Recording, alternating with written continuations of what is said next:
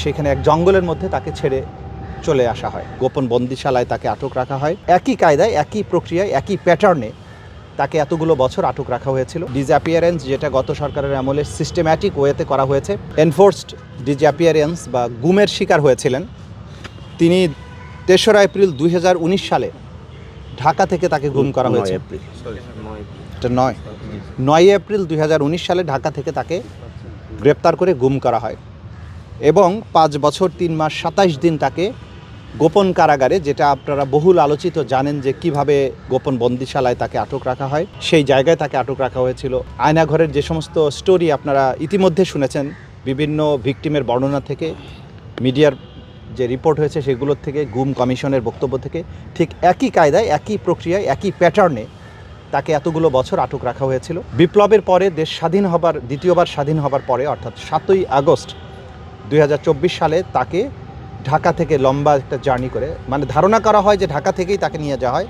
দীর্ঘ জার্নির পরে চট্টগ্রাম খাগড়াছড়ি মহাসড়কের কোনো একটা অংশে ১২ কিলোমিটার দূরে সেখানে এক জঙ্গলের মধ্যে তাকে ছেড়ে চলে আসা হয় এবং তাকে যে গুম করা হয় সেই গুমের প্যাটার্ন, কিভাবে তাকে রাখা হয়েছিল, সেই সব ব্যাপারে তিনি আমাদের কাছে আজকে মৌখিকভাবে জানিয়েছেন।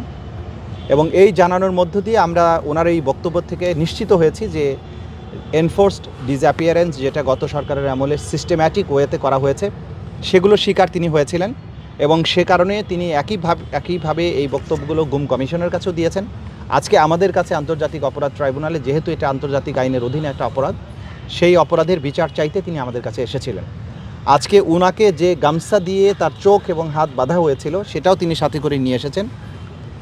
যখন তাকে ছেড়ে দেওয়া হয়, এইভাবে চোখ বেঁধে, হাত বেঁধে তাকে জঙ্গলের মধ্যে ফেলে দেওয়া হয় এবং সেই অবস্থায় পরবর্তী সময় উনি যখন উদ্ধার পান, তারপরে ওই গামছাগুলোকে তারপরে উনি গিয়ে আবার জঙ্গল থেকে সেগুলো আবার নিয়েও আসেন।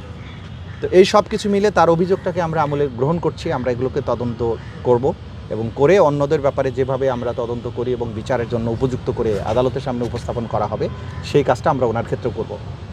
আজকে উনি কোনো লিখিত বক্তব্য নিয়ে আসেননি, মৌখিকভাবে যেটা দিয়েছেন সেটাকেই আমরা আমলে গ্রহণ করছি।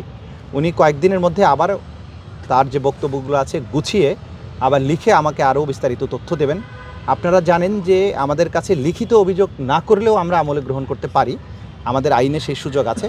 তো উনি মৌখিকভাবে যে স্টেটমেন্ট এই ট্রাইব্যুনালের চিফ প্রসিকিউটরের কাছে করেছেন, সেটাই আমরা আমলে নিচ্ছি এবং সেটাকে সূত্র ধরে আমাদের তদন্ত শুরু হয়ে যাবে। পরবর্তী সময়ে উনি যে সমস্ত বক্তব্য এবং অন্যান্য প্রমাণাদি তার গুম হয়ে যাওয়ার পরবর্তী সময়ে মিডিয়াতে যে সমস্ত রিপোর্ট হয়েছিল বা আরও যা কিছু আছে, সেগুলো উনি আমাদেরকে সরবরাহ করবেন।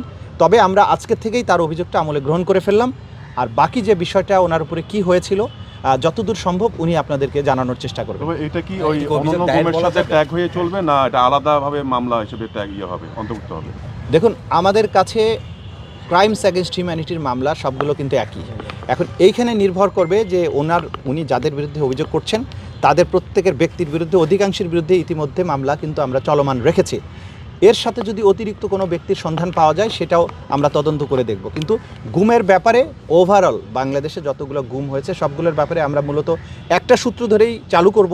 পরবর্তীতে নেসেসিটির আলোকে ব্যক্তি বিশেষে ভাগ ভাগ করে যদি প্রয়োজন হয় তাহলে ভাগ ভাগ করে তদন্ত হবে, যদি একসাথে তদন্ত করার দরকার হয় একসাথে হবে, সেটা পরিস্থিতির উপরে নির্ভর করবে।